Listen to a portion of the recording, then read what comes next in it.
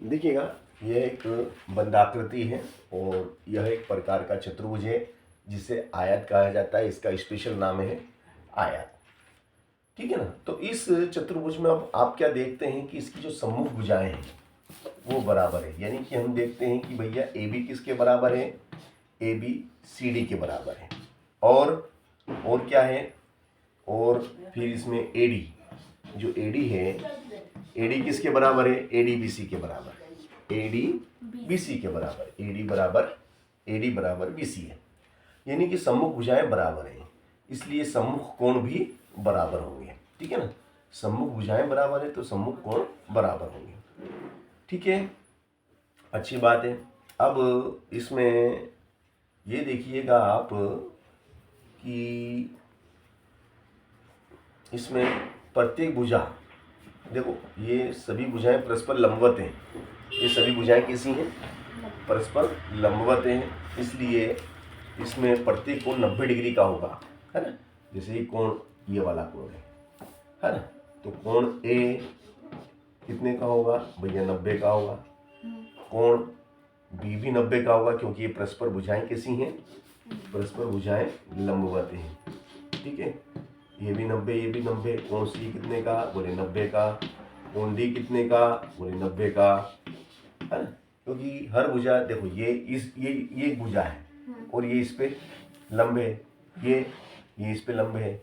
ये भुजा है, ये इस पे लंबे है और ये इस पे लंबे है। तो सभी भुजाएं, चारों भुजाएं परस्पर लंबवत हैं, इसलिए प्रत्येक कोण 90 डिग्री का होगा। ठीक है, अच्छी बात है ना।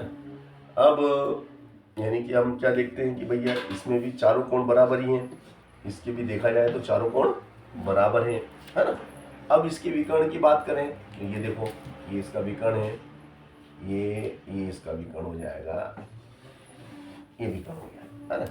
अब इसमें ये जो समकोण त्रिभुज है, क्या नाम है समकोण त्रिभुज का, समकोण त्रिभुज का नाम है बी सी डी। समकोण त्रिभुज बी सी डी में, समकोण त्रिभुज बी सी डी में पाइथागोरस प्रमेय लगा दो। कौन सी प्रमेय लगेगी, पाइथागोरस प्रमेय। अब पाइथागोरस प्रमेय क्या कहती है भैया, कर्ण का वर्ग, है ना। मतलब सबसे बड़ी भुजा का वर्ग बराबर कर्ण का वर्ग बराबर लंब का वर्ग।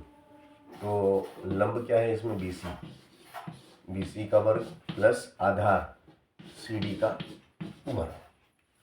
ठीक है ना। अब इसमें अगर आप इस भुजा को A मानते हैं और इसको B मानते हैं, है ना, तो ये तो हो जाएगा आपका CD को आपने क्या माना, B माना, CD को A माना, सॉरी A का वर्ग प्लस B का वर्ग, और ये हो गया आपका BD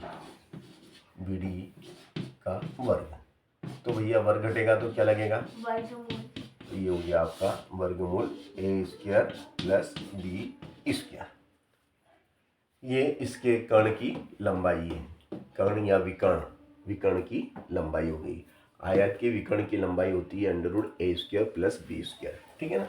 अब आयत है, आयत में जो इसका परिमाप है, आयत का परिमाप का मतलब क्या होता है, चारों भुजाओं का जोड़। आयत का परिमाप, है ना, चारों भुजाओं को जोड़ लो। देखो ये A है तो ये भी A होगा, ये B है तो ये भी B होगा, है ना। तो एक A और एक A कितना हो गया, 2A, और एक B और एक B और एक B कितना हो जाएगा, 2B, ये 2B, एक B 2B। अब इसमें से आप कॉमन ले लेंगे, 2 बाहर आ गया तो अंदर क्या रह गया, A plus A plus B, ये आपका अंदर आ गया। इसको बोलेंगे हम परिमाप, आयत का, ये आयत का परिमाप है। ठीक है, ये आपका आयत का परिमाप। अब आयत का क्षेत्रफल, तो आयत का क्षेत्रफल क्या होता है, लंबाई गुणित चौड़ाई, लंबाई गुणित चौड़ाई। तो लंबाई गुणित चौड़ाई मतलब क्या, लंबाई कितनी, लंबाई क्या हो जाएगी ए और चौड़ाई हो जाएगी बी। लंबाई गुनी चौड़ाई ए इंटू बी, ए इंटू बी इसकी लंबाई गुनी चौड़ाई हो जाएगी। ठीक है ना। तो ये मैंने आपको आयत के बारे में बताया कि आयत का क्षेत्रफल और परिमाप किस प्रकार से हम निकालते हैं।